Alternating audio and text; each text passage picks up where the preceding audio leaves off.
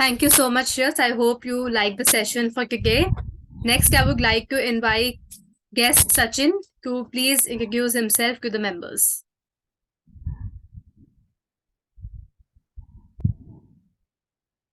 Hi, Mehak. Yeah. Thanks everyone for organizing this meetup. Yeah. So that's my first Toastmaster, and by professionally, I am a software engineer. Yeah.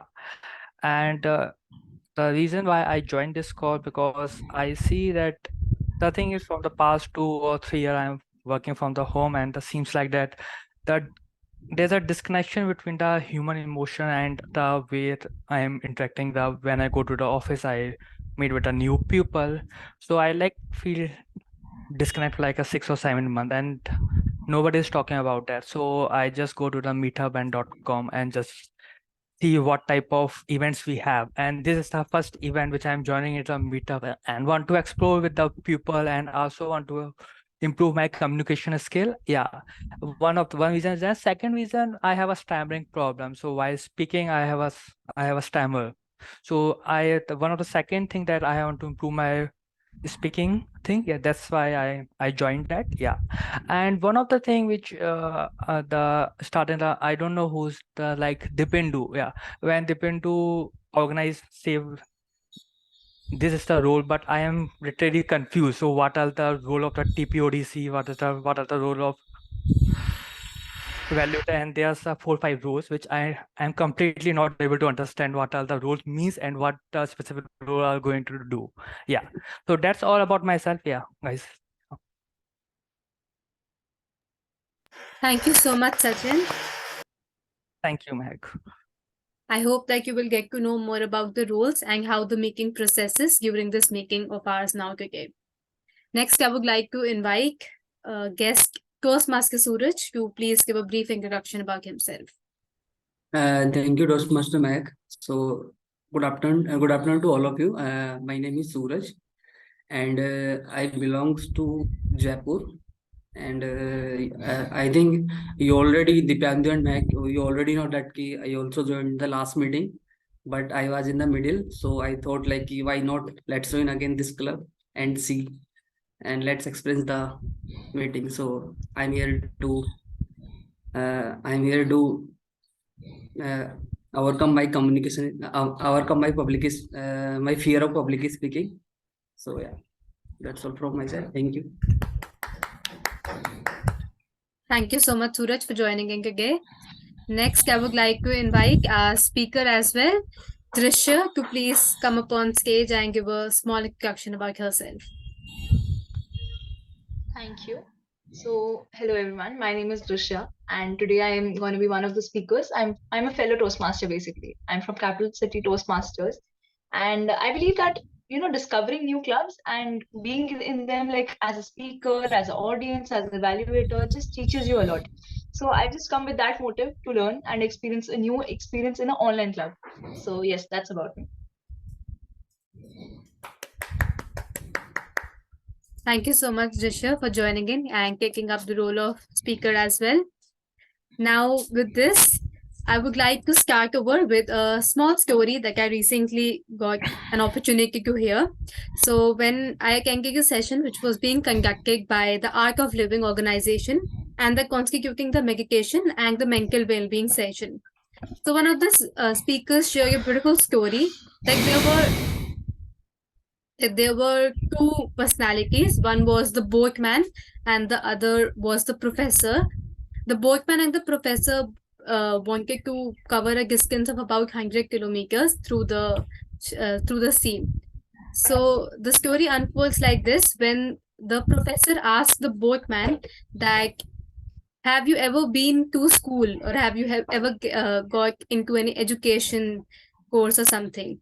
The boatman, to which the boatman replied that, "No, I've never been to any school." The professor said that then your 25% of your life is a waste. Further on, when they started their journey, covered a certain distance, the professor once again asked, "Do you know mathematics? Have you ever learned about addition, subtraction, or multiplication?" To which again boatman replied, "I've never been to school, so how would I know anything about maths or anything about calculation?" Now the professor replied that your next 25% of life is a waste. It means that total 50% of your life is waste. They again move forward and cover a certain kilometer.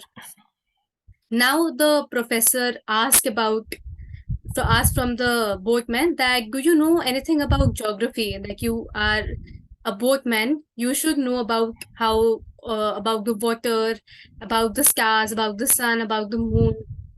To which now the boatman replied, like, no, I've never been to the school, so I don't know anything about this as well. Now the professor said that now your 25% of your life is waste. In total, 75% of your life is waste. When they move forward, the boat developed a hole, and water started filling up in the boat. Now the boatman asked the professor that, do you know how to swim? To which now the professor replied, no. So, like, now your 100% life is a waste. I am going to the shore. You can carry on. So you see that the message that has been developed from the story was like how we can work upon our skills rather than just getting the practical knowledge or the theoretical knowledge of the things. We should work upon our skill and enhance our skill. And that's what storytelling also teaches you. Instead of applying those knowledge in just writing, we should practically apply that skill, and we should enhance our communication skill by developing and saying that story in front of an audience. So on this note, I would now like to invite on stage our Toastmaster of the day, Toastmaster Lavina, to please start over her session.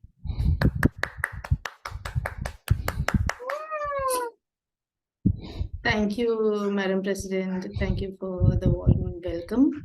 And I would quickly like to share my screen, and I hope that is visible. Yes, it's visible. Okay. Thank you. And yeah. So, greetings, everyone, my dear guests, my fellow Toastmasters, and thank you for being a part of this. So today the theme for the day is if the cloud is really killing the planet. Okay. So yeah, so we'll talk about a little about what is cloud and what it is made of, and further we'll discuss what are the environmental impacts of the cloud, what can be done to minimize those effects of the data center, the cloud, on the environment. And we will close towards the end of the call with the solutions that can be incorporated on an industry-wide level, on the individual level, and further on the individual data center level as well. So before we delve deep into it, I would like to explain the structure of the meeting. So the meeting is divided broadly into 3 sections. The first section is the prepared speeches, wherein speakers would come up with prepared speeches spanning from 5 to 6 minutes, and they would be evaluated by their specified evaluators. Second section is the general evaluation section, wherein the general evaluator for today would date the whole meeting and share her feedback on different aspects of the meeting. Sorry, that is the final section. That is the third section. The second section would be the table topic section. That is the impromptu section. This is here I would specifically like to call upon the guests to be actively taking part in this session, because they would get a chance of talking on a random topic given to them there at the moment, and they'd get 2 minutes. So first time speakers would get 30 seconds of grace time to prepare for the topic, and 2 minutes of speaking time, and a grace of 1 minute to close, 30 seconds to close the speech. And the final section, as I mentioned earlier, is the evaluation, the general evaluation section, wherein the general evaluator for today would share her feedback for the entire meeting. And now for that same purpose, I would like to call upon the general evaluator for this meeting, Toastmaster Mehak, to explain her role and introduce her team to the entire meeting. So over to you, Toastmaster Mehak. Thank you so much, Toastmaster of the Day. Greetings once again to everyone. I am going to play the role of the general evaluator today. As my role, this role is divided into three parts. The first one is the introduction of the CAC team, which involves timer, R counter, and a grammarian. The second part of the role involves the evaluation of the speakers. The third part of the role involves the detailed evaluation of the meeting as a whole. So first, I would like to call upon on the stage my tag team players, starting with the timer. I would like to invite Toastmaster Suraj to please give a brief introduction about the role of the timer. Thank you, General Evaluator. So once again, good afternoon, everybody. Once again, good evening, good afternoon, my dear fellow Toastmaster and dear guest. I am the timer for today. I will note the time of all the speakers and will show the green, yellow, red card at a specific time. For prepared speech, the time will be 5 to 7 minutes. At 5 minutes, I will raise the green card. At 6 minutes, I will raise the yellow card. At 7 minutes, I will raise the red card. Table topic speakers should limit their remarks to no more than 2 minutes. At 1 minute, I will raise the green card. At 1 minute and 30 seconds, I will raise the yellow card. At 2 minutes, I will raise the red card. And the individual evaluations would be 2 to 3 minutes. At 2 minutes, I will raise the green card. And 2 minutes and 30 seconds, I will raise the yellow card. And 3 minutes, I will raise the red card. Right, that's all from my side, and I will present my report when called upon by general evaluator. Thank you. Welcome. Over to G. Thank you so much, Toastmaster Suraj, for your detailed evaluation, detailed brief about the role that you're performing. I would also request you to, if you could share the timing cards with the audience. I'm just saying. Can you give me the access of share the screen? Yes, I have made you the co-host. Yeah, thank you. So as you can see, this is a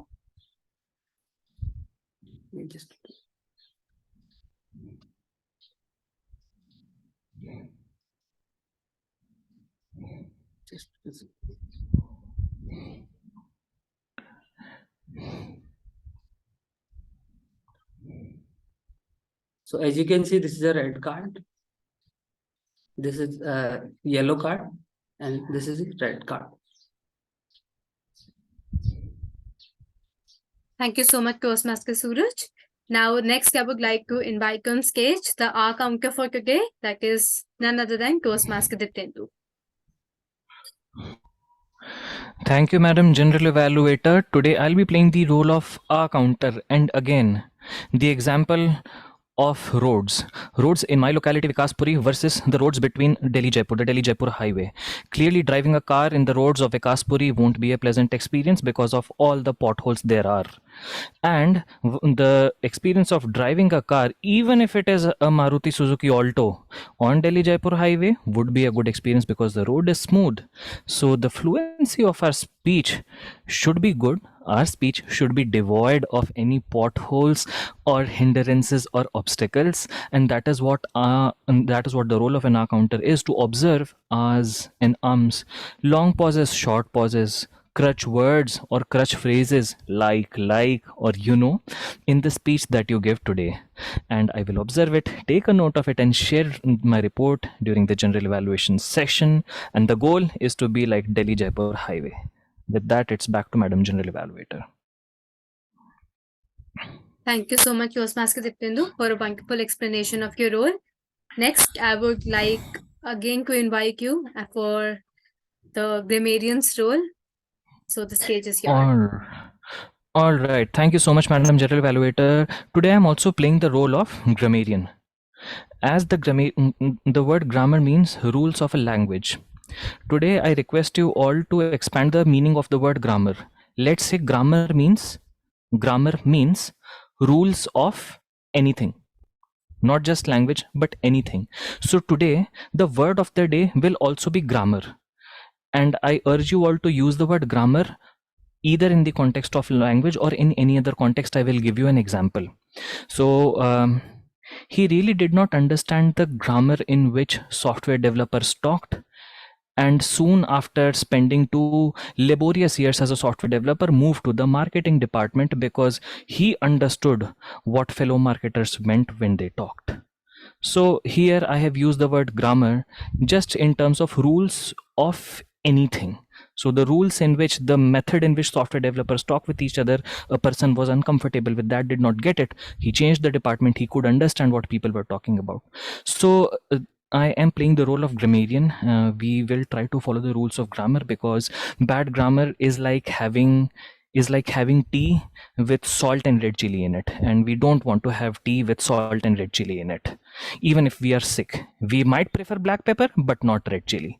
So in order to speak fluently, in order to have a good impact through our speeches, it's important to use the correct rules, and that is what I'll be trying to do as a grammarian. Thank you, and back to Madam General Evaluator.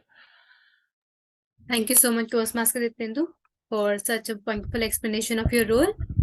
Next, I would like to consider my role as a general evaluator. I will give a whole report of the meeting, as well as will give a report about the tag team players. So we'll meet in the last segment and the last session, where I will share the report as the general evaluator. So I will present the sketch back to Toastmaster of the Day, Toastmaster Lovina.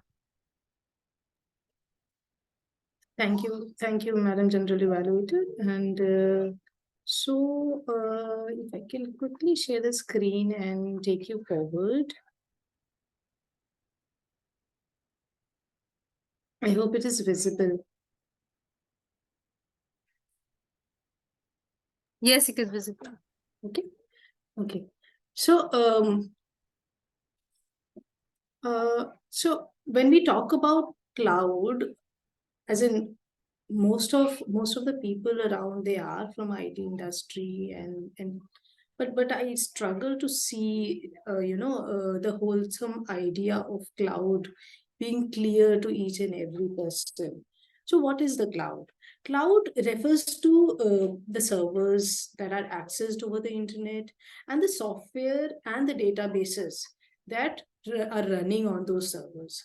So cloud servers are located in data centers, and these data centers are located almost everywhere in the world, different physical locations. So there are, they are actual servers located in a facility somewhere in a location a little far away on the outskirts of cities mostly. So by using cloud computing, so why do we need this cloud computing, and why do we need the cloud? Why do we need the data centers? So by using cloud computing, users and companies, they do not have to manage everything physically, everything manually, and day and night. They don't have to do that. So all that gets automatically handled by all this data server as in the data servers that are running 24/7 at the data center. So all the applications that you want to run, so any website, if you talk about, they don't have a timing. Like this website would be available 2 o'clock morning, 8 to 9, morning 8 to 5, or 9 to 5, something like that. They are supposed to be available round the clock every day, on weekends, on holidays, everywhere, right? So that is the reason we tend to outsource the managing of our software, our database, our application to these data centers, because they are reliant, resilient, and they are always available. So yeah, so what is cloud made of? So basically, cloud is a typical data center, a typical a facility would consist of multiple redundant server. So why do I say redundant server? Because there are replica of that server, like at least 2 or more than 2 replica of the same server. So there are some high availability needs of certain application, like some bank application. So that is required by more people, and that is required in more from users from different locations might have to access that application. So that way, the servers, the mirroring of the servers can be for like 3 or 4. So there would be 4 redundant server that would be replica of each other. So if one change is made if in the parent server, that would replicate to all the child servers. Then there are obviously storages like hard drives and stuff, then cables and the networks and the power supply to make it up and running. Also, there is a cooling system. So essentially speaking, whatever we do contributes to the carbon footprint of of our carbon footprint. So usually the data centers, when we talk about their carbon footprint, what accounts what's the bigger part of their carbon footprint is the electricity consumption firstly, then the water consumption. So where does water come in from a data from the point of view of a data center is water is specifically used for cooling those data servers. So there are huge big servers with huge computation capabilities. So that is why they would keep on heating. So just like your mobile heating up while you're charging or while you're watching back-to-back movies or something. So same way, the servers also get heated up. So for that cooling purpose, they use water. Then, so the equipment used, that is the third part, that is the equipment used, that is also that also needs to be replaced, refurbished from time to time once they reach their end of life. So that also contributes to a big piling collection of e-waste generated. So these are major sections where the impacts and where the carbon footprint comes into picture. So I'll be talking in detail on these topics later, but for now I would like to start with the first section of the meeting, that is the prepared speech section. And I would like to call upon the evaluator Toastmaster Mehak to put forward the title of Toastmaster Diptendu's speech, the first speaker for today. So over to you, Toastmaster Mehak. Thank you so much, Toastmaster of the Day. Greetings, everyone. I'm going to play the role of the evaluator for speaker number 1, Toastmaster Diptendu. I would now like to read on the objectives of his speech. Purpose of his speech is for the speaker to introduce his or her podcast and to present a segment of the podcast. The pathway Toastmaster Diptendu is following is dynamic leadership, and he is going to give a level 4 speech. The title for the speech I would like Lovina to introduce, and the project is Create a Podcast. I will present the stage back to you, Lovina. Thank you. So Toastmaster Diptendu, the first speaker for today, the title is 10 Point Deep, How Did Toastmaster Help Me? Toastmaster Diptendu, 10 Point Deep, How Did Toastmaster help me? Over to you, Toastmaster Diptendu. Thank you, Madam Toastmaster of the Day. Welcome to my podcast, 10 Point Deep. How did Toastmasters help me? The first point. Introverts can be good public speakers. I could have never accepted this statement had it not been for Toastmasters. Toastmasters made me appreciate the writing and oratory skills I had within me, and for this I will forever be indebted to Toastmasters. I remember once I was attending a COTP, that is, a club officers training program, and there was a representation from over 10 Toastmasters club at that event. I spoke impromptu on stage for a couple of minutes on challenges faced by a vice president education of a club and the methods to mitigate those challenges. Before the event ended, a fellow Toastmaster seeked my attention by patting me on the back. I turned around and a beaming smile greeted me and complimented me for my stage presence and my message. I did not expect that, and the incident filled me with confidence about the impact I can have on people through my words. Point 2. Leadership is a team game. At the time I joined Toastmasters, I had 4 years of professional experience as a software developer. I did not have delegation and negotiation skills. And during my first stint as the vice president education of my club, I felt that leadership role was a burden.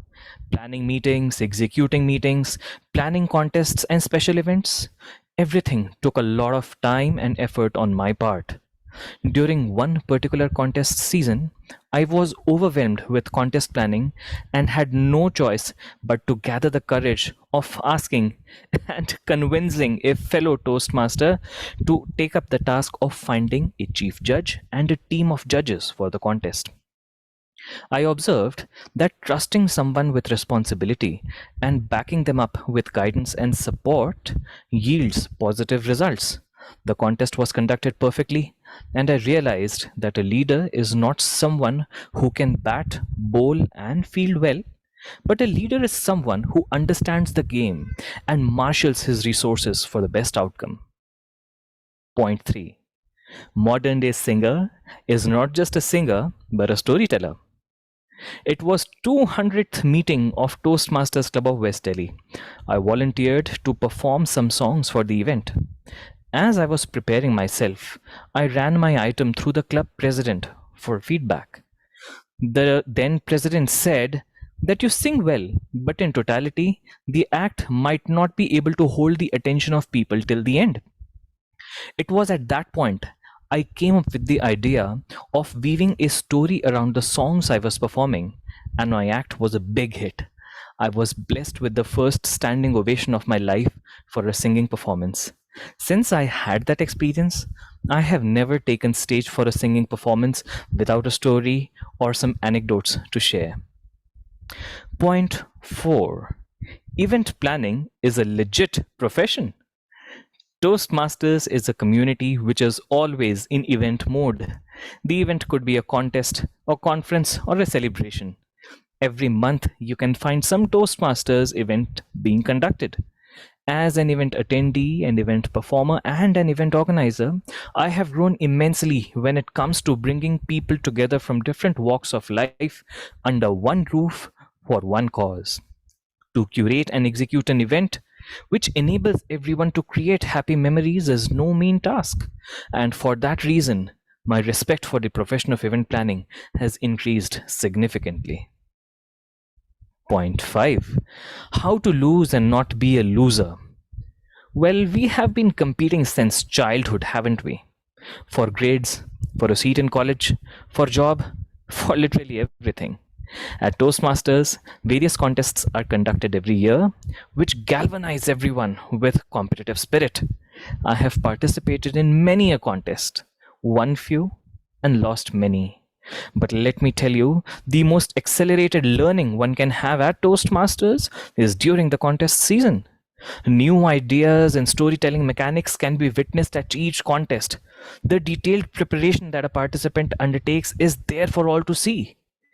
Through my many losses at Toastmasters contests, I have prepared a lot and learned a lot. And the thought of losing itself has never even crossed my mind. Point 6. Your network is your net worth. Toastmasters is a prime networking platform.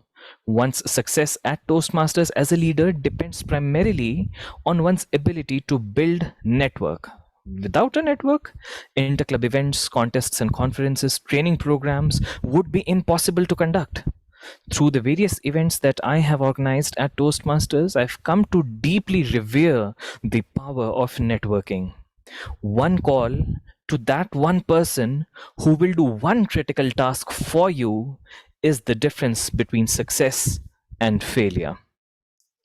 Point 7. Age is just a number, and one's designation is arbitrary. Age has got nothing to do with one's skill or experience. At Toastmasters, I have learned radical methods of storytelling from people much younger than me, and I have seen insatiable hunger to learn from people much older than me. One could be vice president of a multinational organization, but learns about oratory skills like a sincere student at Toastmasters, while one could be a college student, but might be leading an area with 4 clubs and over 100 members. Being in this dynamic atmosphere has broken many myths and preconceived notions that I used to carry. Point 8. It is not difficult to make friends. I used to dread making new friends, but here at Toastmasters, I learned that all you need to break ice with someone is a smile and hey, how are you doing? With quality conversations all around, you cannot feel anything but positive while interacting with other members, and that translates into friendship. Point 9. Commendation, recommendation, commendation. We at Toastmasters believe in enabling, empowering, and motivating people around us. The feedback is typically given in CRC format, which is commendation, recommendation, and commendation. Feedback is the breakfast of champions is a phrase that you will hear umpteen number of times in Toastmasters fraternity. The goal is to give feedback such that the people or the member whom we are giving feedback to goes back empowered with tools to improve. Last but not the least, point 10. The more you explore, the more you discover to further explore. This year, I will be completing 9 years with Toastmasters. Today, my appreciation for what Toastmasters offers its members is infinitely more than what it was for the first 2 to 3 years of my stint.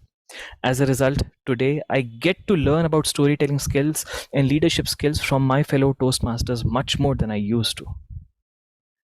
In the end, I would like to quickly recap the 10 points that I have stated today.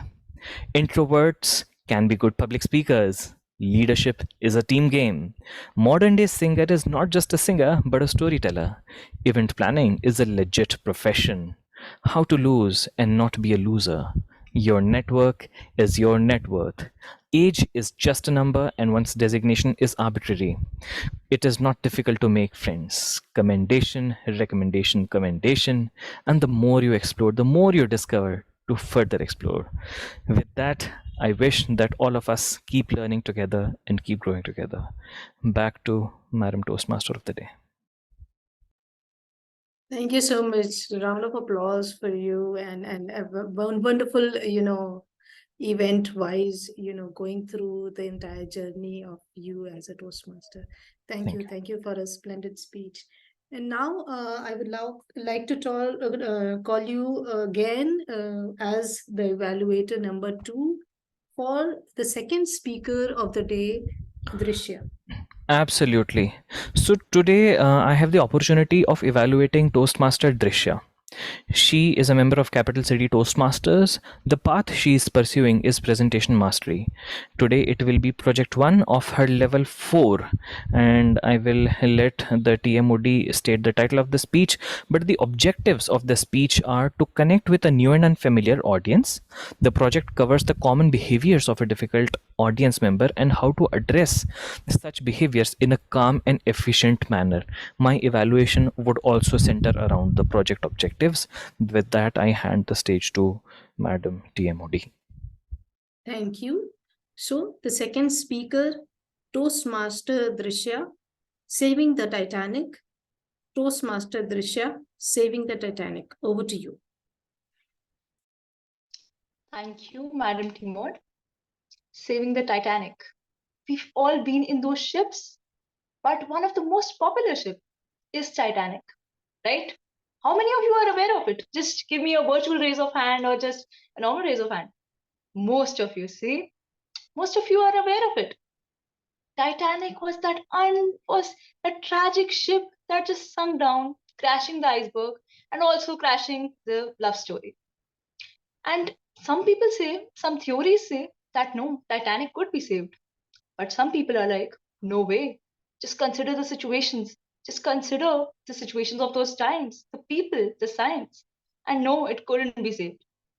But while this debate will go on forever, one debate is totally on one side, and one ship can be saved. The ship that I'm going to name today is going to be saved and going to be saved by one person only, and that person is going to be you yourself. Yes, the ship that I'm talking about is relationship. I know that sounds a bit lame. It sounds a bit like drastic. That what are you even talking about? That's not really a ship. But if you take it in the perspective, we have many relationships in our lives. We have a relationship with our spouse, a relationship with our girlfriend or boyfriend, a relationship with our parents, a relationship with our colleagues, and even a relationship with our enemies. And each ship teaches us something different, something that we were never aware of.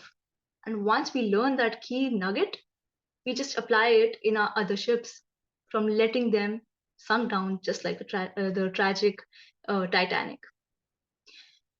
I think we all had friendships, and we even have friendships till now, till date.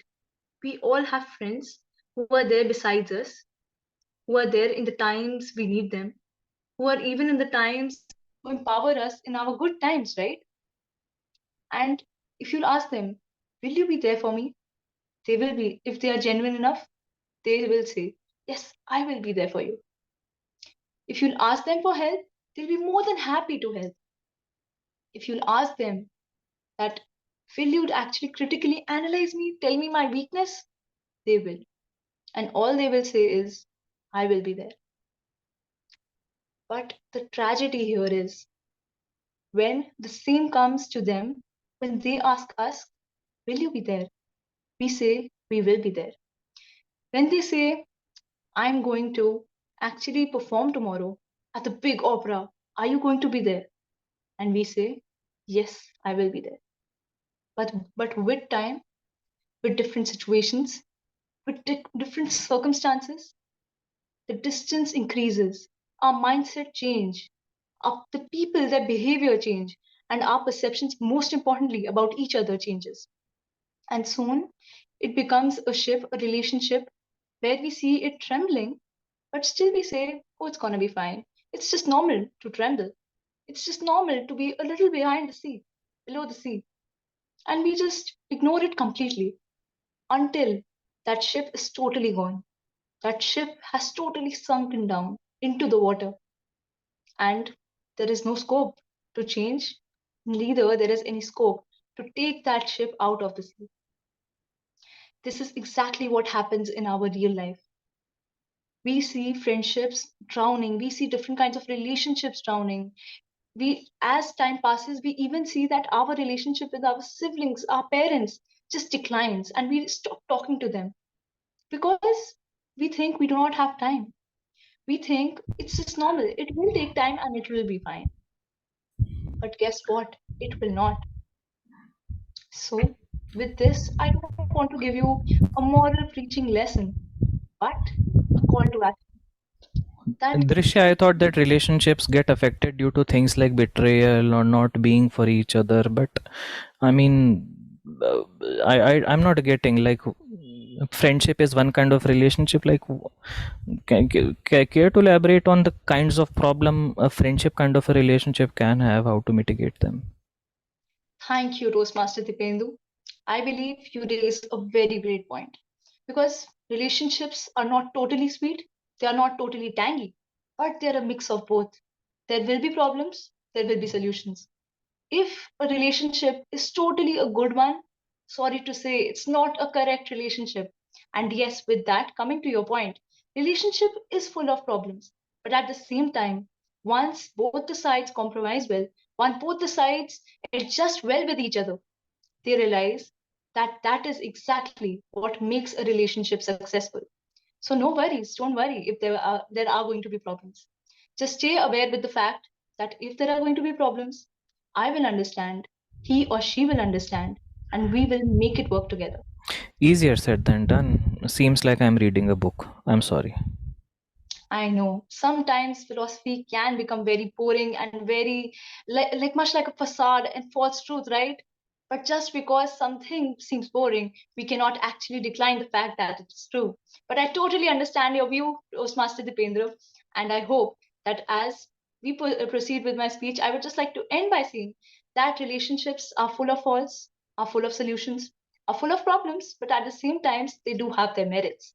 So move on with life. If you are today at that stage where you see relationships drowning, you see them getting sunken down, be aware that it's not too late. You can still save them. Don't be afraid of saving them because future lies nowhere. The past is gone. And what can be saved is today in the present. And your life is today. Thank you.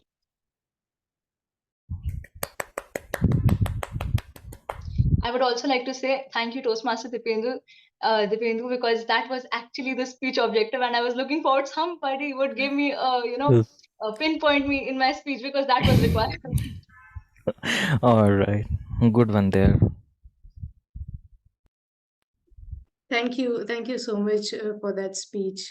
And now, if I may proceed with the second section of our meeting today. And for that, I would like to call upon Toastmaster Mehak to take over as the table topic speaker. Sorry, table topic master. Over to you, Toastmaster Mehak. Thank you so much, Lovina. Greetings, everyone. I am going to play the role of the cable topic master. So first, I would like to introduce what a cable topic session is. In a cable topic session, the speaker is required to speak for about 1 to 2 minutes on a topic which is being given by the cable topic master. The topic will be given impromptu, and this session helps in the development of impromptu speaking, which will eventually help the speaker to take advantages under group discussions, interviews, and when we are even speaking one-to-one with each other.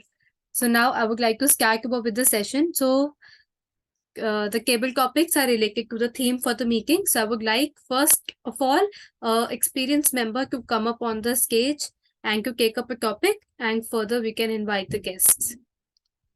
So any experienced member who would like to come up and take up a topic?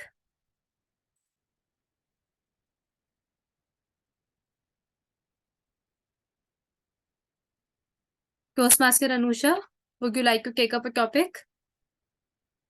Okay, sure. Okay, so the topic for you is the danger of ocean oil. One sec, sorry. I can't see the timer. How would that go? The timer Screen is share. Toastmaster Suraj. He is going to share the screen. Okay. Sorry for that. Thank you. The topic for you is the danger of ocean oil spills. The danger of ocean oils spills. The stage is yours. The danger of ocean oil spills. I joined the meeting in the middle and I'm wondering, how is this related to relationships? But I assume I got it wrong because it's not supposed to relate to relationships. Well, ocean oil spills, literally speaking and figuratively speaking, can have two meanings. Literally speaking, ocean oil spills can spell disaster for the environment. And this has happened a couple of times where the flora and the fauna of the ocean get absolutely debilitated. As it is, we keep on processing so much junk, plastic, etc., and passing it on, which passes on to the ocean bodies. Similarly, an ocean spill would spell disaster because it would cut off the contact of the organisms within the water with the atmosphere. That's what my limited understanding says. And when that would happen, not only would survival become a question, but the spreading of the oil slick would cause manifold disasters and would prevent other movements of other ships, etc. on that. I also like to take a philosophical twist. So I'm connecting it with relation thinking that when we let go of a relationship, it us from removing that and coming below the surface and tackling the problem as it really exists. So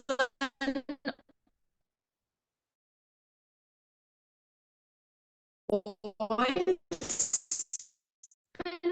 on a relationship is if not taken care of, not only can it get unfathomable proportions which we cannot handle and which we are not able to disentangle ourselves out of. Disentangle maybe not being the right word, but it's not something which we can slickly swim out of. So relationships and the environment both are tempered by and are affected by the fact that oil spills are unwarranted interference of man and their shortcomings in the environment today, in the literal and the figurative sense. Back to the tabletop. Thank you so much, Toastmaster Unusha. Very well said on the topic, like whether the danger of the ocean oil to hamper us and to hamper our environment. Next, I would like to invite any guest on stage to take up any topic. Any guest who would like to take up? Guest Shreyas, yes, I can see your hands raised. Please come up on stage. So the topic for you is forests need to be protected. Forests need to be protected. The stage is yours. Okay. Forests need to be protected. As we all know, forests are the one where we get the oxygen the most, I guess, according to my limited knowledge. So the thing, what the current generation is doing is that they're just building different houses and different industrializations are happening, and they're cutting down trees and even deforesting. So I would say that the more the deforestation happens, the less we are connecting with the nature, which is our core source in the human nature. Trees are the one which are helpful from their roots to the leaves. And humans are nowadays just deconnecting with the forest, and they're just going on and on with the stuff. And yeah, I would say even cutting down the trees and making certain books, it's not the ultimate option. We need to try some other ways to different things, I guess. Okay, what else? Deforest. Okay, I'm sorry, I'm not able to articulate words. I guess that's the thing.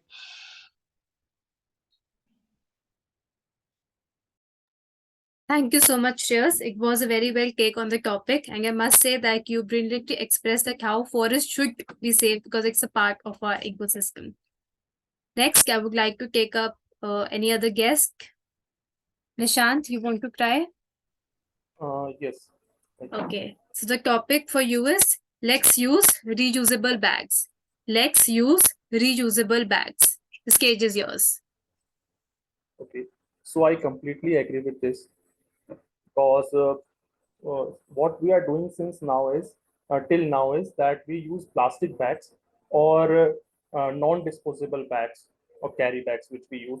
So once we get to home with that product, we just throw away that packet, and we know that it's non-biodegradable, and non-recyclable as well, and it's definitely going to be on this planet even after we go out from it.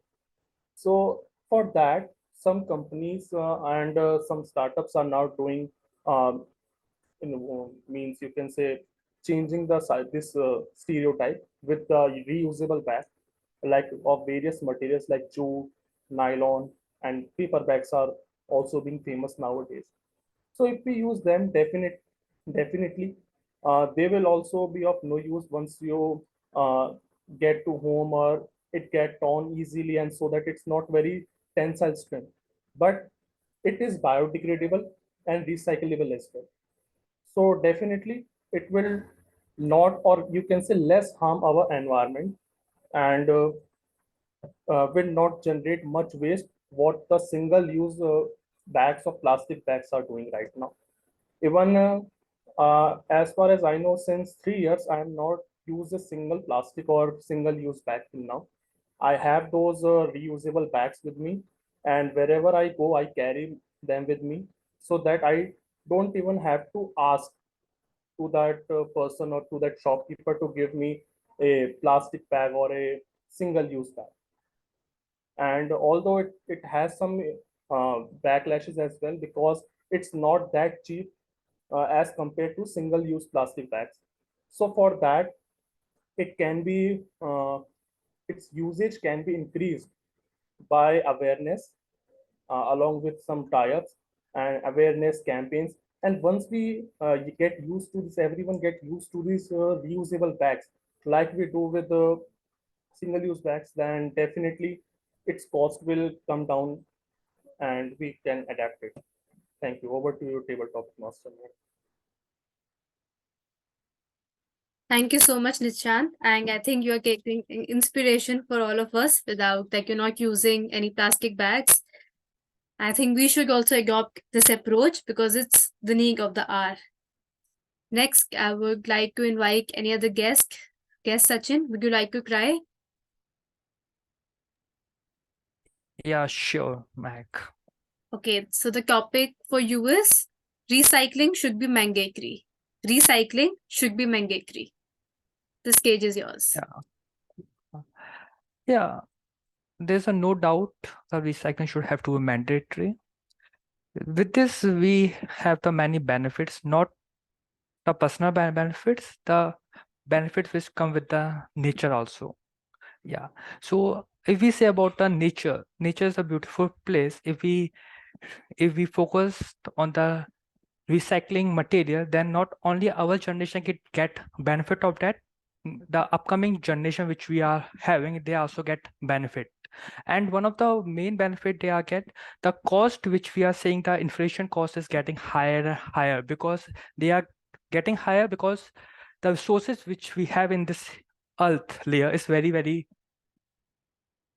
limited. If we somehow anyhow, if we are able to manage and focus on managing the thing which focus and upgrade the recyclability, then this world would be a better place.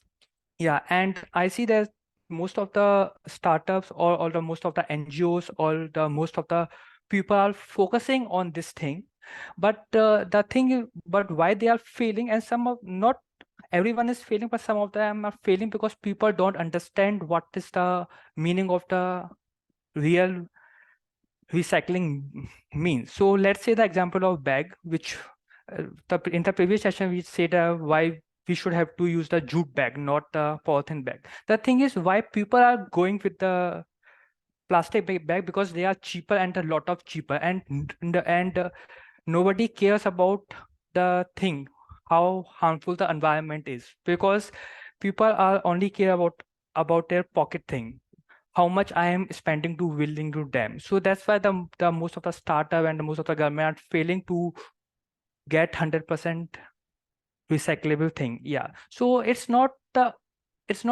any government duty, it's our duty, and to understand why we should have to be focused on the recycle thing. Yeah. So that's all. Yeah, that's all from my point, which I want to say that. Yeah. And it's over to the Mehak. Yeah, tabletop master. Thank you so much, guest Sachin. It was, I think, a brilliant take on the topic. I guess we're over with all of us. If anyone else who want to take up a topic, you can please come up on the stage, because we're over with the guest. If any Toastmaster experienced member want to take up a topic. I think, Suraj, we are left with you. You want to give a try?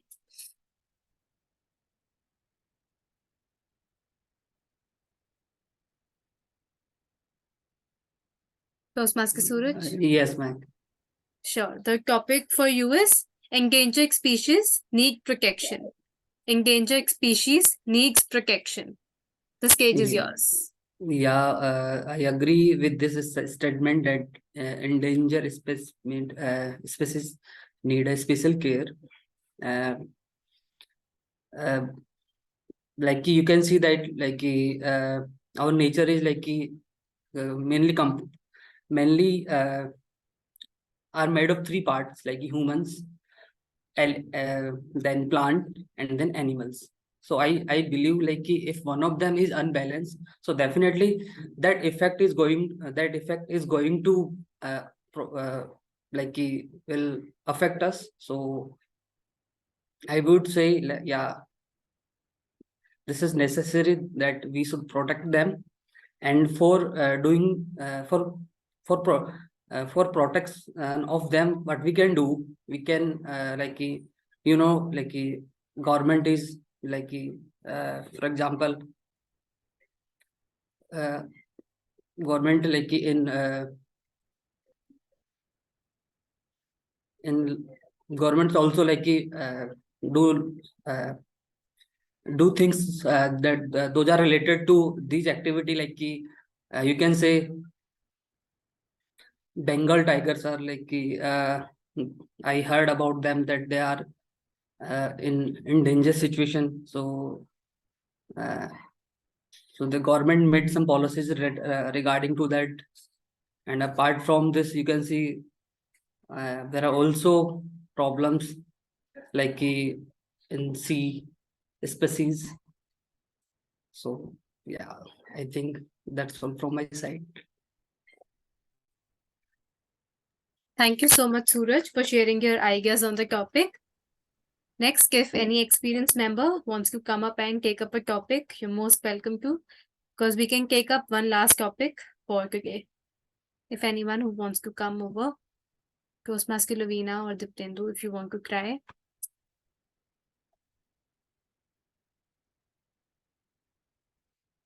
Otherwise, we can call this around. I can take a topic. Okay, sure. The topic for you is disposable cutlery bags are hazardous to nature. Disposable cutlery and bags are hazardous to nature.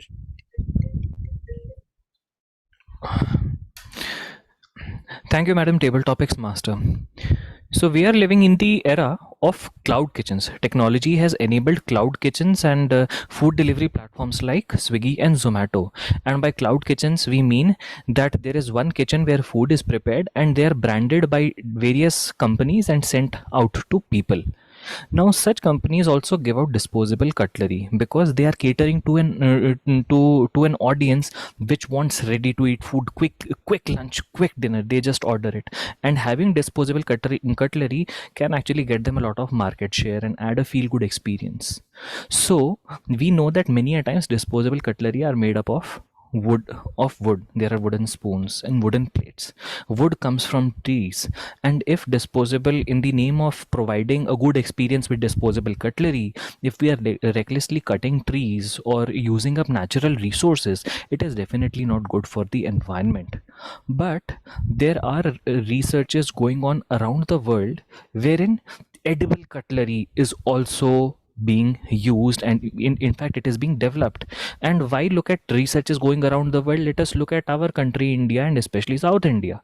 People do eat in banana leaf, which is basically nothing but disposable cutlery. So you eat your food, you just dig that banana leaf in the ground, and that's it. No harm to environment. In fact, you're giving back to the environment.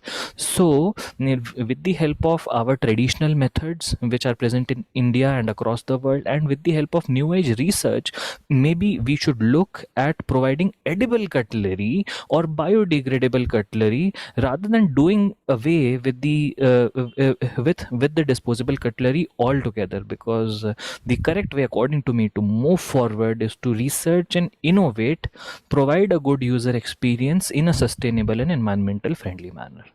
Thank you very much. Thank you so much, Toastmaster Diptendu. Now, I think we can end this round. And now I will pass the stage back to Toastmaster Lavina. Thank you, Toastmaster Mehak. And I would like to take you back to cloud computing, where we were discussing the impacts. And quickly share the screen. I hope you can see it now. So, yeah. So I was mentioning about the impacts of and the carbon footprint of the cloud computing and the data center as a whole. So majorly talking about electricity consumption, water consumption, and the end of life equipment, and the e-waste generated out of it. The mining also involved. So basically more four points here to remember around that. So mining, if I speak a little about mining, it is around the, you know, the stuff that makes up the chips and things like conductors and capacitors on the whole circuit, the electronic circuit, the motherboard of the CPU and the servers. So there are stuff like silicon, phosphorus, and even gold and titanium being mined just to be able to, you know, support the increasing and ballooning demand of these metals in the making of the hardware that would definitely be used in the data centers. So talking about electricity consumption, any ideas about you know, the extent of what the power consumption is like?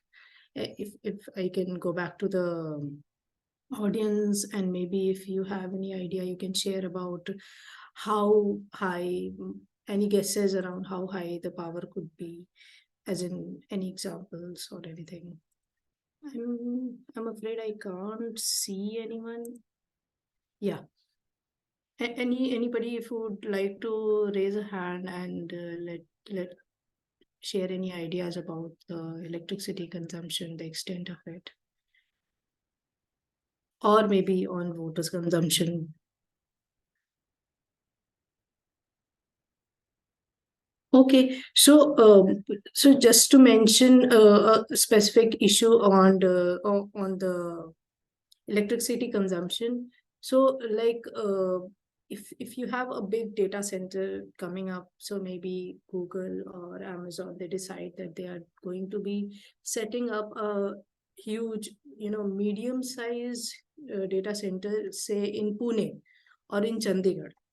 So in that scenario, the amount of power that is required by the data center would be almost equal to the existing consumption of Pune or maybe Chandigarh or any, you know, tier 2 city where in, you know, you can have like 100,000 homes or 150,000 homes, something like that. So the power consumption of a single facility is approximately equal to, you know, the power consumption of a small city like Lucknow, Chandigarh, Pune, something like that. So that's why the kind of urgency in there, the kind of concern there. Similarly, the water usage also, if I talk about it, that water usage also is so alarming, because definitely even in our small devices, we see so much of heating, right? So when we talk about you know, high capacity servers, there is a lot of heat dissipated out of it, and that is why they need, you know, ready and you know, around the clock supply of water. So what is the general practice in the data centers? They have two supplies. So just in case if one fails, the second one is, you know, up and running at all times. So that is the level of you know, water they eat. So and considering they have been, you know, present in different geographic location, they are all as in almost everywhere, they are you know, the culprits of, you know, lowering the water table of that area and eating up the natural resources like the ponds, the rivers, and the fjords in you know, Icelandic locations. Plus the e-waste, if I talk about a little about the e-waste generated, the e-waste that comes out, you know, if a certain server is no longer in a fit condition to be used further and is nearing the end of life, so that e-waste is generated. And so right now we don't have that kind of, you know, upscaled, recycling facilities throughout the world. So some developed nation, some white countries might have it and might be using it to an extent like 10%, 20%, recycling the e-waste, but it is not such a widespread practice. And this e-waste keeps on piling up, and this is termed as, the category it is segregated as is in the toxic category. So wherever it piles up, it creates that level of toxicity, and it, the whole environment, the flora, fauna, water, air gets, impacted around it. So moving further, I would, so this is a little bit of a snapshot wherein there is a comparison of the carbon footprint of the data centers, all the data centers combined, and the aviation industry, shipping industry. So in the last couple of years following the pandemic, when the data boom happened, the footprint of the data center has increased, and it has crossed the mark that the aviation industry stood as. So that level, it's totally out of control right now, and current range is 2.5 to 3.7 if to be exact. So why did this happen, and why this all came into picture? So with a little of research, a couple of researches done by Paris-based non-profit called the Shift Project, as well as Greenpeace International, they came to identify that the amount of data created every day by the users and everyone, that has exponentially risen. So 2001, we were just at 1 exabyte. 1 exabyte is like 1,000 gigabytes. So and 1 billion gigabytes, and just 5 years later we are at 130. So 130 is still like a little alarming. That's 130x the original amount. Then further down the line, just 2 decades later, we are at 40,000 times higher. The level of data, the amount of data, quantitatively talking about the amount, it is like 40,000 times higher. So all this came into being when we started, going into YouTube, into Netflix, into Instagram, and a lot of videos came into picture. So yeah, if you talk about a single snapshot of 60 seconds, so if I am the internet, and so all this would happen inside my body for in a fraction of 60 seconds. So the number of orders placed, the number of meetings and the participants in the meetings, the number of Instagram stories created on the internet, the number of messages transferred. So all this is very alarming. If you see the count of the data being generated at the back of all these activities. So next, if I if I have a question, and I can go back to the audience just to guess the biggest contributor in the whole space of the carbon footprint. If we talk about that, any idea which could be the biggest culprit, the biggest contributor to the big stack of carbon footprint? If you can maybe type in the chat box, or maybe raise hand. Netflix, maybe. Yeah, good. Anybody else? Very good.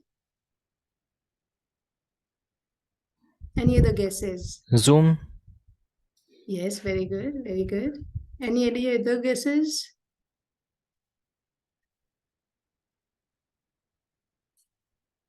I have 4 options: Netflix, Zoom, YouTube, Facebook.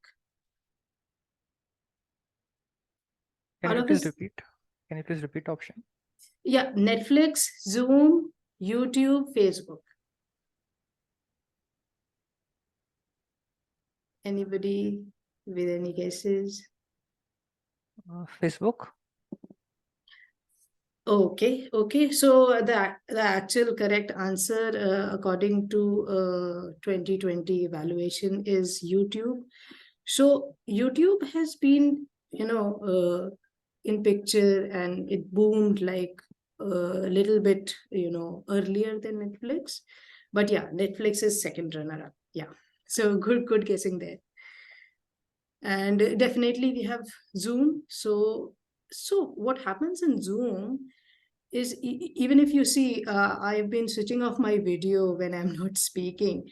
So Zoom video, as in the video conferencing, that is 96% of the entire, the footprint that Zoom creates. So that going on to the photo mode becomes very important, and especially in when we are doing work calls and everything, and 50 people are there in the Zoom call, hardly just one person is speaking, then it makes sense. At least you can go on the photo mode. It will be, just bottom of the carbon footprint. So yeah. Moving on, if data center were a country, these countries would be lagging behind data center in terms of the quality of the quantity of the stack of the carbon footprint. So big countries, big, not big, but yeah, substantially big countries like Vietnam, South Africa, Thailand, Poland, these are third world countries, although, but still they would be lagging behind if data center was made a country, and its carbon footprint was compared to each and every country in the world.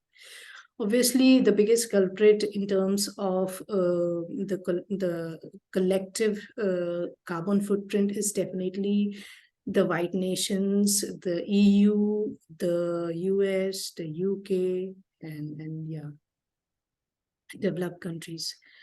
So this is just the final remark around the carbon footprint and stuff is that it is estimated that by 2025, the overall cumulative effect of IT industry, softwares, data center, cloud, everything would, that would reach 7% mark in terms of everything, all the industries combined. So in terms of animal farming, cement industry, and in terms of transport, aviation, if all are, compared, and out of the 100%, 7% would be taken by the IT industry, since most of the people out here are, somewhere related to the IT industry. Me too, being software professional. So it makes sense that we take, a little note of the situation and rise to the crisis. With that note, I would like to transfer and call upon Madam General Evaluator Toastmaster Mehak for progressing further with the evaluation section of the call. Thank you. Thank you so much, Toastmaster of the Day, for such a wonderful brief about the cloud computing. Now I'm the general evaluator. So now first, before moving on to the evaluation of the speakers, I would request everyone to please select the best speaker first. I'm launching the polls for the best speaker. There were 2 speakers in the meeting today. First speaker was Toastmaster Diptendu, second one being Toastmaster Trishya. I have launched the poll for the best speaker. I hope that you're able to see the poll. First speaker is Toastmaster Diptendu. Second speaker, Toastmaster Trishya. I would request everyone in the call to please vote for the best speaker. Guests are also welcome to vote.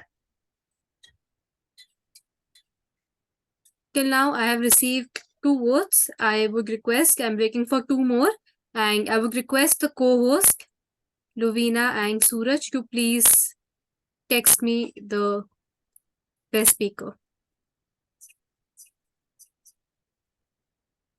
Thank you so much, Lovina.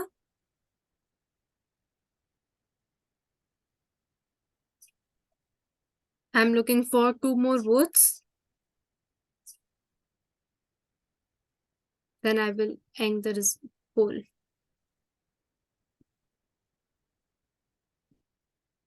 Okay, thank you so much, Suraj. I have received the votes.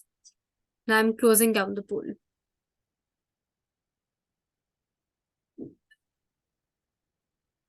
Thank you so much, everyone. Well, starting with, now first I would like to invite on stage Toastmaster Diptendu to please give a evaluation for Toastmaster Drishya speech. Thank you, Madam General Evaluator. So today I had the opportunity of evaluating Toastmaster Drishya's speech. I will remind you all that the purpose of the speech was handling a difficult audience and audience interruptions. So there were 2 interruptions made during the entirety of the speech. First of all, I will speak about that. One positive that I noted was that even after the first interruption, Toastmaster Drishya's energy level did not go down. Now the purpose is to not only tackle difficult audience once, but to tackle them each and every time. And once you continue in the same vein with the same energy and confidence after the first interruption, the rowdy elements in the audience know that we cannot throw this speaker off. Therefore, the first attempt, or after the first interruption, the energy level was same, and thumbs up to Toastmaster Drishya for that in handling the particular interruption. Moving on, even after the second interruption, which was a little rude in nature, Toastmaster Drishya maintained the same positivity. Now, maintaining positivity even after an unpleasant or rude experience has happened with you as a speaker shows a lot about your own confidence and conviction in your material, in your subject matter, and in your strength and your ability to hold the stage. Now, once you have demonstrated this strength once, it will dissuade other bad elements in the audience from disturbing the speaker further on in the speech. So this is another positive in Toastmaster Drishya's speech, of maintaining positivity even after a rude interruption. One part which I would recommend Toastmaster Drishya to work on is, not all interruptions or disruptions are bad. Some are genuine questions. So it is important for the speaker to take a call whether to address the question directly or not. And that is something I did not observe Toastmaster Drishya doing. When a question was thrown to her in the form of an interruption, she did not address the question directly. Rather, she circumvented the question and moved ahead with the speech. So this can put audience member off, and they might come back even stronger with the question, and that can create problems for the speaker.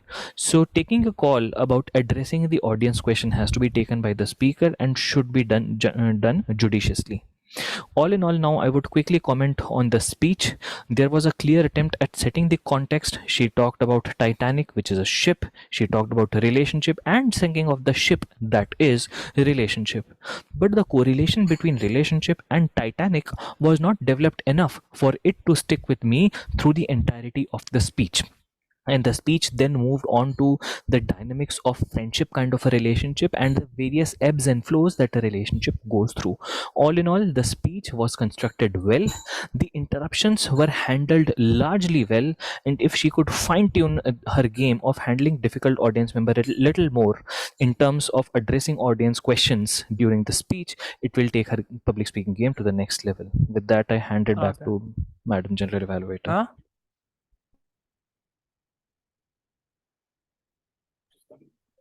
Thank you so much, Toastmaster Diptendu, for the wonderful evaluation for the speaker.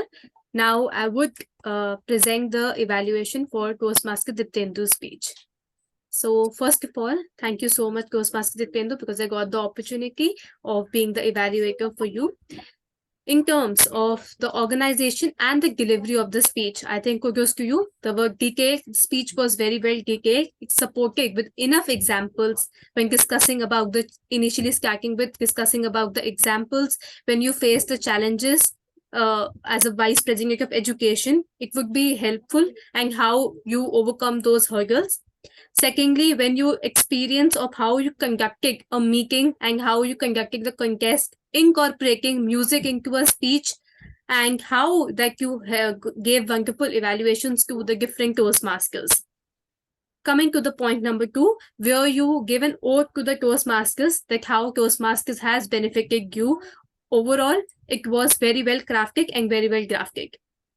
Third most important thing, that you crafted your speech in the pointers, the 10 points, which were very glued to making the audience engaged so that we were hooked to the screen to listen to what will come up next. Enough examples were supported during each of the points when you submitted. The fourth commendation for you is that how you demonstrated great use of vocabulary and the grammar. It was very well organized, flowed smoothly. The transitions were very smooth when you moved from point number 1 to point number 2. You gave and supported your speech with enough quotes and wonderful examples. So overall, the speech was very well drafted and well crafted as well. Moving upon to some of the recommendations which could help to make and improve your speech and make it a best one. Well, first of all, what I found in the speech was that it was divided into points. There was supplementary to the examples. There were enough examples for us to incorporate and to get in for as a audience. I would request if you could have limited your examples and could have make the examples little more demonstrated and a little more detailed version of the examples that you just showed. Moving upon, the second thing, the theme or the message, you were jumping onto one or the other theme because the transitions were overall smooth. But if you could give a little more detail about the point that you shared, that could have made the speech a little more little more shorting, and the point that you were trying to figure out to say, that would also have been very much clear. Overall, the speaker demonstrated a strong understanding as the project was to create and submit a podcast. And as an audience, I was technically very much hooked to the screen because I was know like how a podcast is being delivered when you were in your position because of the voice modulations that you supported with us. So overall, the speech was a beautiful one. Thank you so much. With this, I would like to end the evaluation. And now, as a general evaluator, I would first upon call up our tag team players. First, I would like to call upon our timer for the day, Toastmaster Suraj, to share the evaluation and the detailed report as a timer.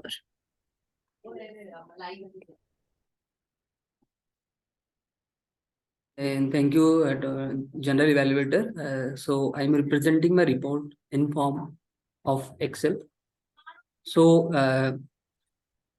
Toastmaster Dipandu completed his speech in 8 minutes and 32 seconds. Drishya in 6 minutes and 21 seconds. Then evaluation TM Mehak completed in 3 minutes and 8 seconds. Dipandu 3 minutes and 2 seconds. Now table topic session. So guest Anusa completed 2 minutes and 20 seconds. Shreyas 1 minute and 48 seconds. Nissan 2 minutes and 14 seconds. Sachin 2 minutes and 15 seconds.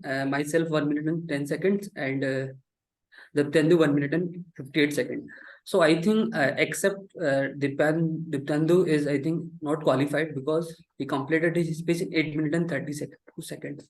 Other than all the speakers are qualified. Am I right? Yeah. Thank you. I'm also sharing this report in the chat box. Sure. Thank you so much, Toastmaster Suraj. Next, I would like to invite on stage Toastmaster Diptendu to present his report, both as an accountant and the grammarian. Thank you so much, Madam General Evaluator. So today I have the unique opportunity of playing both the accountant and the grammarian. It certainly has given me some perspective about fluency in speaking. So let me talk speaker by speaker since we are lesson number today. Toastmaster Lavina. For Toastmaster Lavina, I noticed that her crutch phrase is you know. So there were many instances where Toastmaster Lavina used you know And also there were many hours during her presentation, something I would like to make her aware of. And Toastmaster Mehak was largely fluent throughout her various speaking sections. Moving on to guests who were there in the meeting with us today, Shreyas had a very fluent speech, although there were some hours in the table topics. And my recommendation is replace hours with pauses, so it sounds cleaner and it helps counter the tendency of saying ah. So replace ah with short pauses.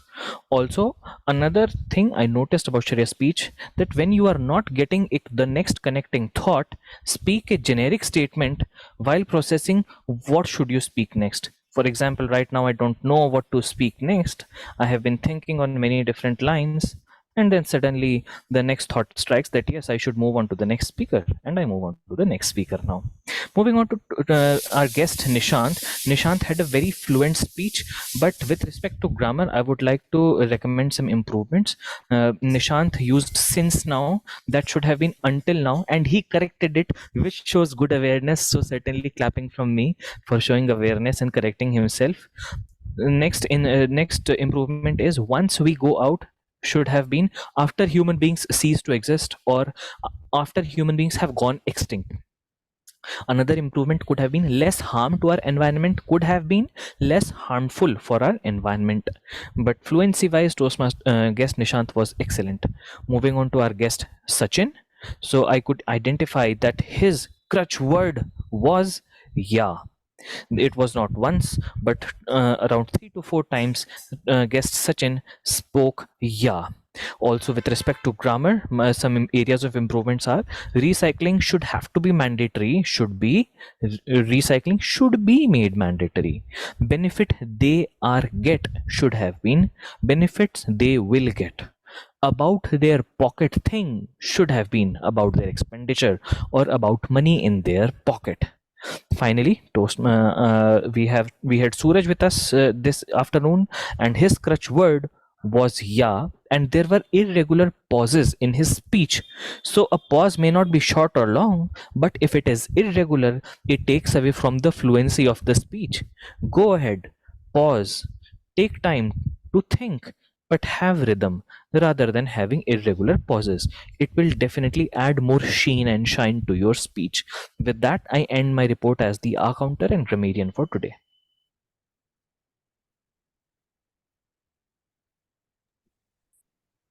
Thank you so much, Toastmaster Diptendu, for such a detailed report. Now, I want to present my report as the general evaluator. So, starting with, first, I would like to appreciate Toastmaster Diptendu for taking so many roles in the making today.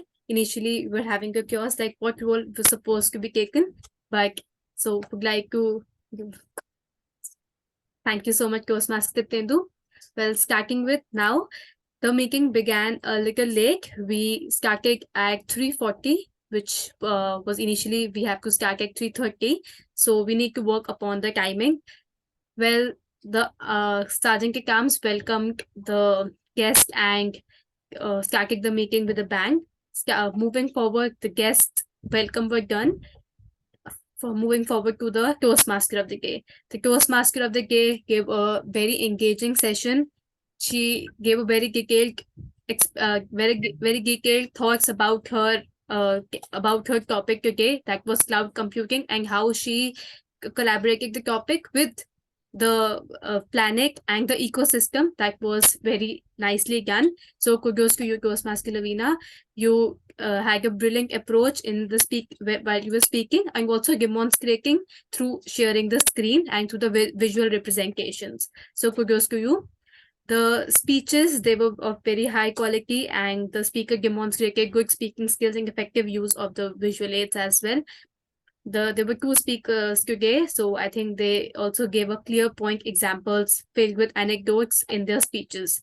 Moving upon to the cable topic, the guests participated in the cable topics. It was fun. It was an engaging session with a mix of different types of questions related to the environment and ecosystem.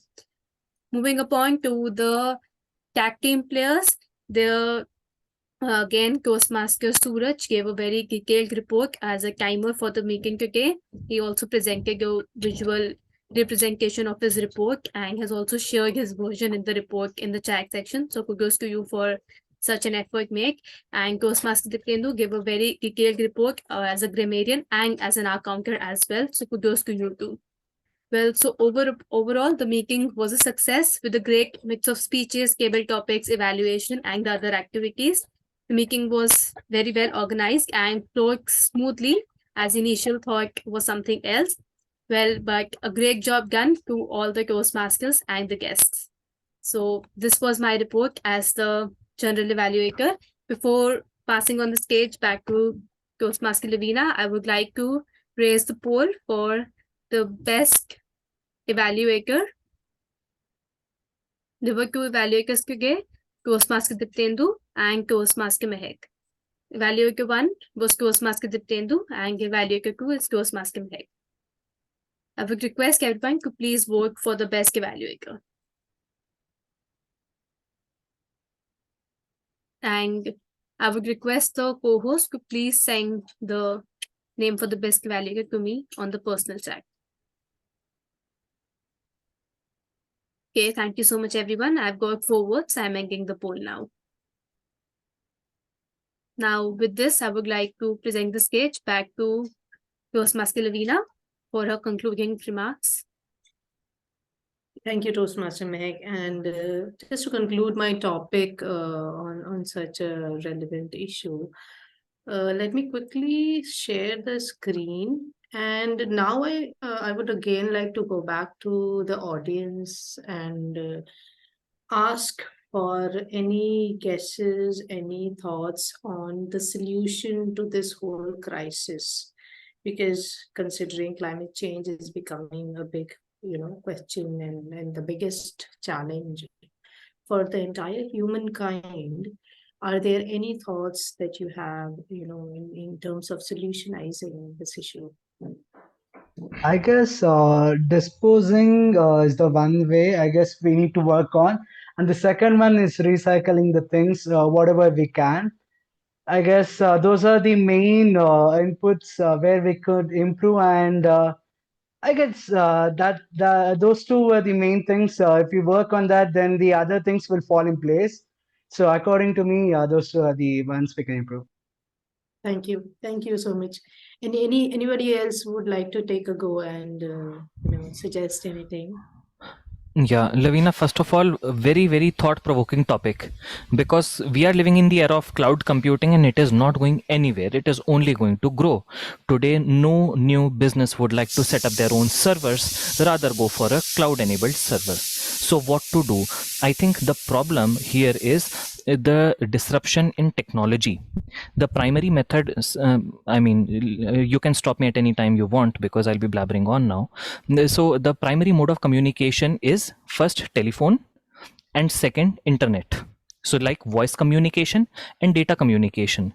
Voice networks or telecom networks, for example, Airtel, Vodafone, and so on and so forth, they are not capable enough to carry all the video data and all kinds of data at high speed that is being generated today. So where is this data being transmitted from? These are transmitted from one data center to another. So Facebook is transmitting Facebook video to the other Facebook data center, right? So the telecom operators are going out of picture. Therefore, data centers are coming more into relevance, and cloud computing is based on data centers and nothing else. So that is why the technology is disrupted. Now, the only hope I can see based on the study that you have shown us is we have to move to alternative source of energy. If I were using solar energy instead of coal energy to run those data centers, maybe my carbon footprint, when I say my, I mean the planet's carbon footprint, would reduce and we will be able to mitigate this problem. But telecom operators are facing a identity crisis today. They are going out of business, going out of existence, because the business communication in its entirety has moved to data centers. So until and unless we find an alternative source of energy which is viable, like solar energy, hydel energy, etc., and run our data centers on them, I think this problem will continue to only grow. Definitely agree, totally 100% with you. And the crux of the problem being power and water.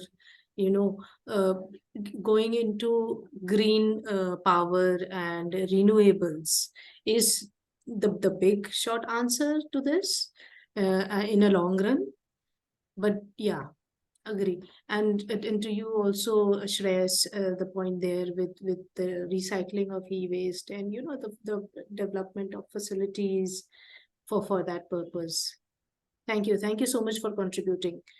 And but just to mention from the perspective of an individual. So when we talk about removing the impacts of anything dangerous to the environment, we start with what an individual can do in order to mitigate the stress.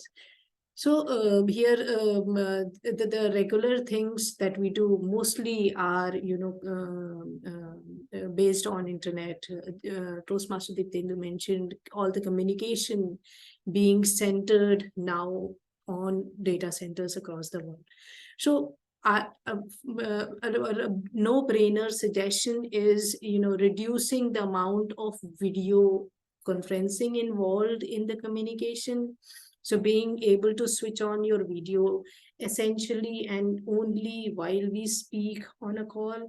And specifically, if we talk about the personal communication in the personal space, also with our family, with our loved ones, also there are go-to norm, and the go-to format has become WhatsApp video call, right?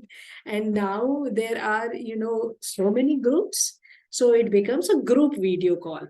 So that effect is just ballooning, and nobody thinks about it. Everyone, every other person, every family having one or two software engineers, definitely, even at that level of concentration, nobody thinks about it.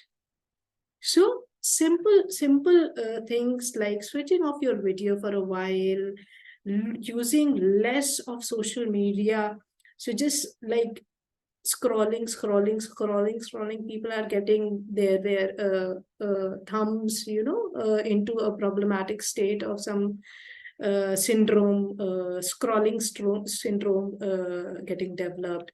So that's very basic, and not only for the environment, it is going to be good in a long term for yourself, your eyes, your body, your concentration, your energy, your efficiency as a professional. It is going to churn out wonders. And moving on, some of the other uses in the ways of using the technology are specifically, if I talk about lowering the power consumption, is being able to use the dark mode. So a lot of like YouTube came out with dark mode. Even in office, I am using my Microsoft Outlook 2010, and I'm using dark mode over there. So that lowers the power consumption, because white screen needs more power, and black screen doesn't need that bit of power. And also switching of the devices when they are not required. So I am using 2 monitors sometimes, but when I am just doing emails and stuff, I tend to switch off the other additional monitor that I have.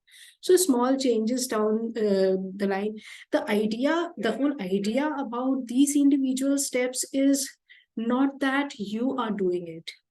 The idea is you do it, you try it for some times. If you are able to do it, you talk about it to your colleagues, to your family, and try to propagate that thought further and make people think about it. So moving further, this is like on the institutional level. So if I am a YouTube, if I am a Facebook, if I am Amazon, what should I be doing?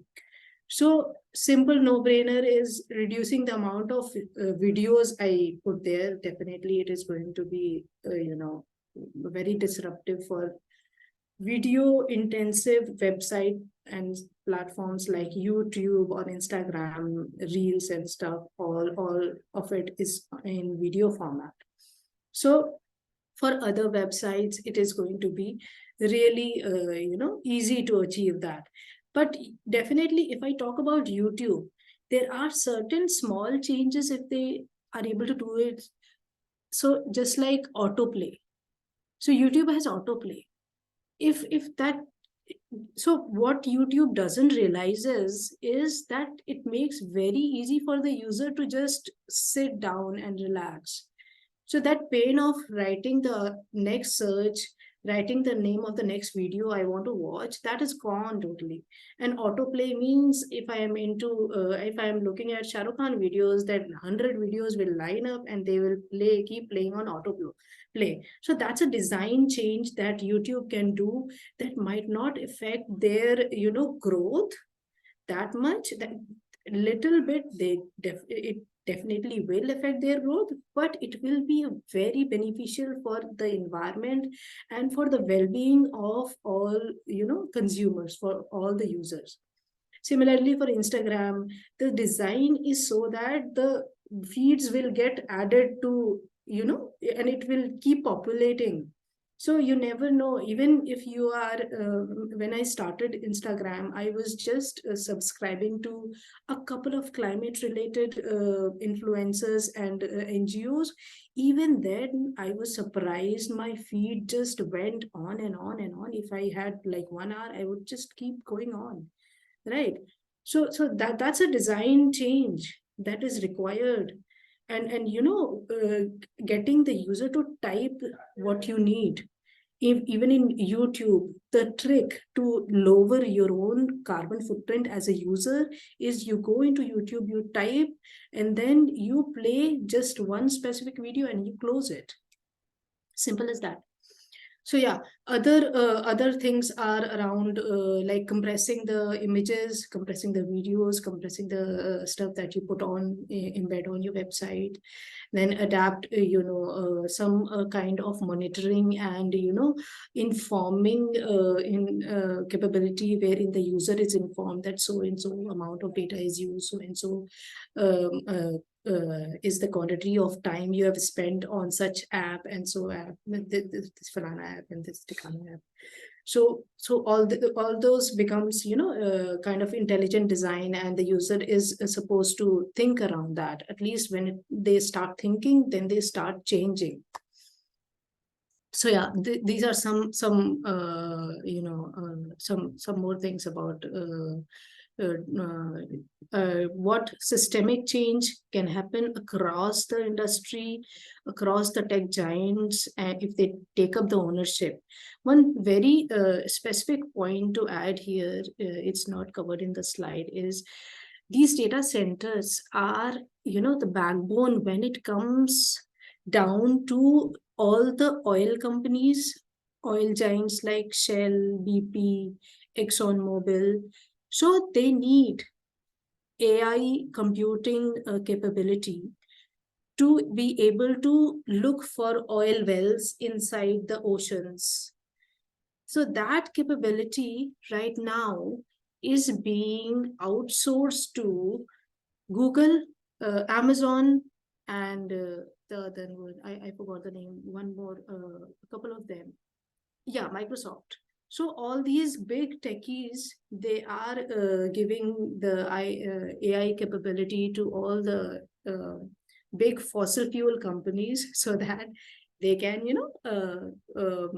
build upon on this crisis and make profit instead, and the people have to suffer on the back of it.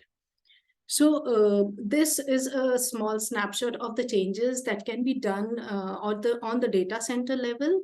So investing in innovative cooling equipment, innovative cooling ideas, investing in new hardware which are power intelligent and use power intelligently. Plus the usage of intelligent monitoring system, which is able to use the power on demand rather than 24/7 consumption. So if a particular server is not required, it could be shut down, and then if there is a actual need and request for that server, then only it will be powered up. And yeah, that's about it. And as Toastmaster Diptendu also mentioned about the renewable sources. So these data center have a huge, areas they cover.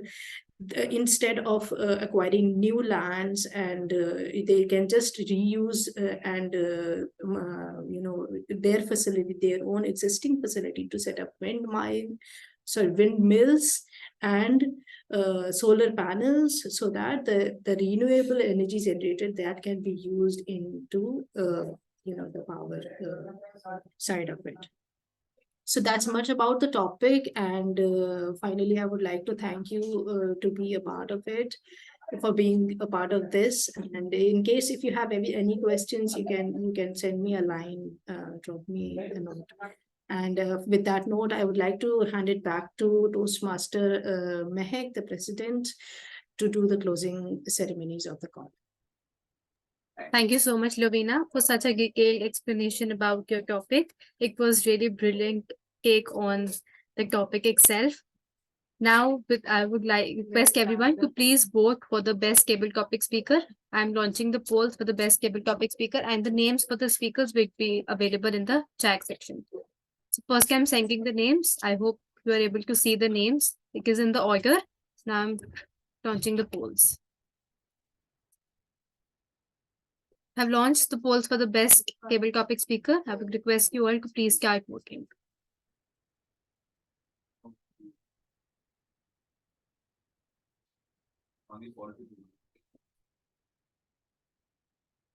I'm waiting for just one more vote. And the co-host, I would request you to please vote through the chat box. You can send me your message or for the best table topic speaker.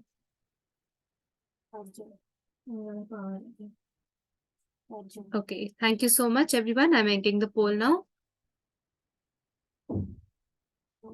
Now I'm launching the poll for the best auxiliary role player. There were 3 role players today. Grammarian, it was Toastmaster Diptendu. There was no active listener. Timer, it was Toastmaster Suraj. And our counter again, Toastmaster Diptendu. I would request you all to please start voting.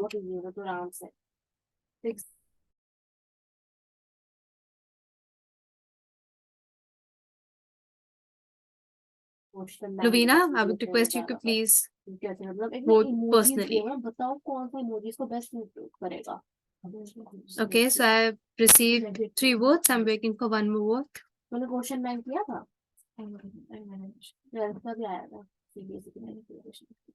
Okay, thank you so much, everyone. I'm ending the poll now.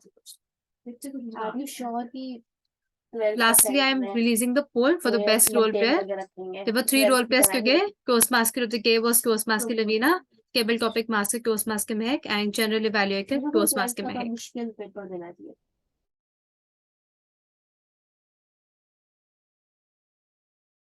I'm waiting for one more vote, and I request the co-host to please send the message to me personally for the best role player.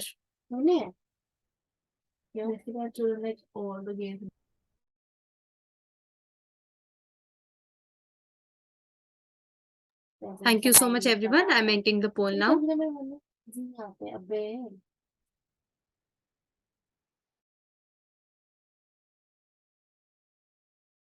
All right, everyone. I have the results for the best speaker, best evaluator, table topic speaker, everyone. So one by one, I would like to start announcing the results.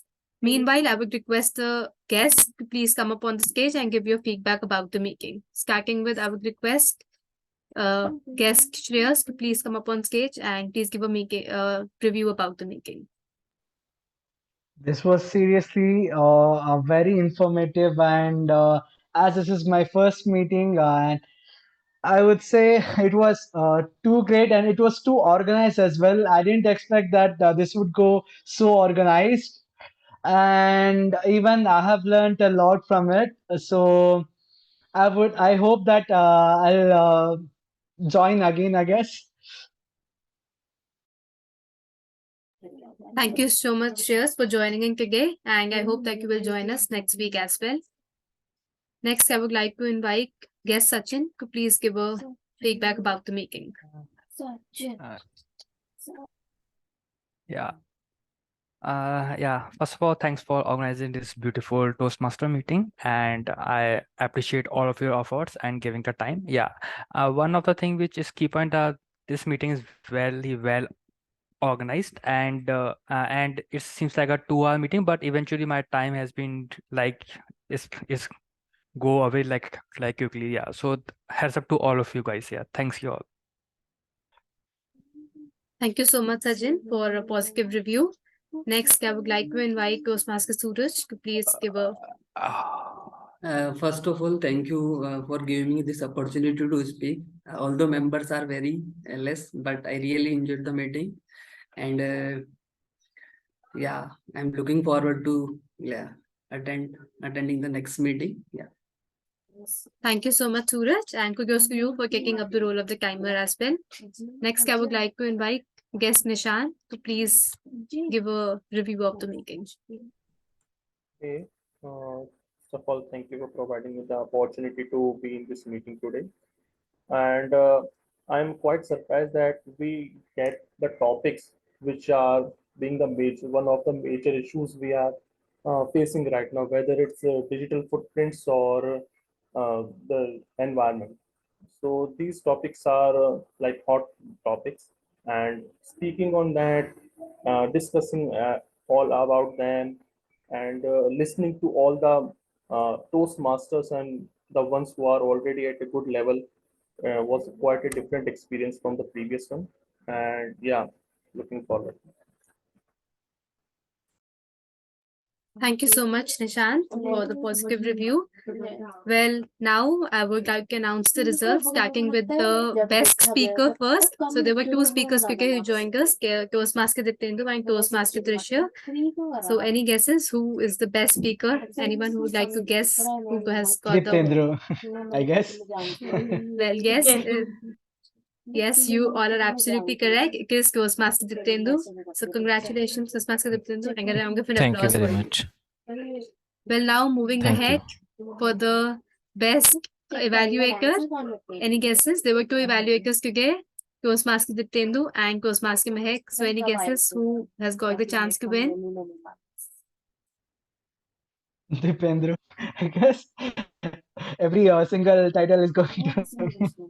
Well, you're absolutely right, Shreyas. It is Toastmaster Diptendu. A round of an applause for you.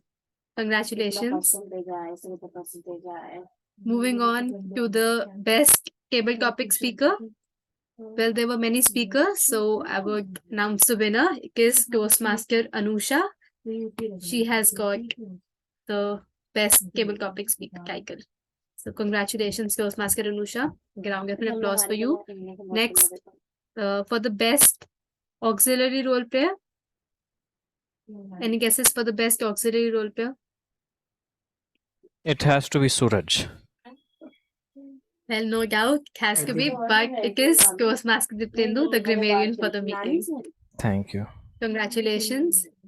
Now, last and the final role, that is the best role player. Well, I don't think I need to announce that winner as well, because we all know who the winner clearly is. It is Toastmaster Lavina. So round of an applause for her. Congratulations, Lavina, for the wonderful take upon your teamwork session today. Well, with this, we officially end up our meeting for today. And I would request the guests to please stay up if you have to ask any questions. And the just announcement for today for the Toastmaster session is that on 4th of March, we will be going to have the table topics contest at 5:30, starting at 5:30 p.m. So I would request the members and the guests to please join over there with us as well. So I'm just stopping the official recording that the guests can ask questions if they have any.